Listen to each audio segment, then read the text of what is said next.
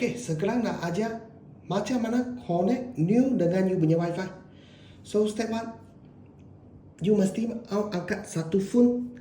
Lepas tu yang ini machine. Sini tekan on.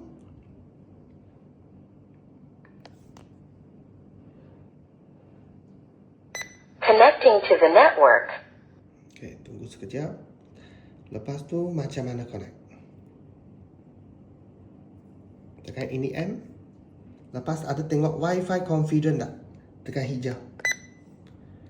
Lepas tu you tengok please confirm use your mobile phone device. So masuk dalam sini. Bagi you punya phone punya Wi-Fi. Lepas tu tengok Neo tak? N-E-X-G-O. Neo Go. Di sini ada keluar satu. Tekan masuk. Sudah tekan masuk, sini dia boleh bagi you search you punya wifi lah. Tekan ini. Dia bagi wait for confirm. Okay, tengok mana satu you punya wifi. Kalau ini tekan. Lepas tu bawah tekan you punya wifi punya password.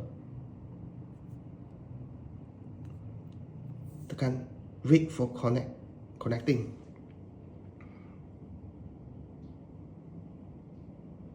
Configuration is successful. Okay, ini macam connect sahaja.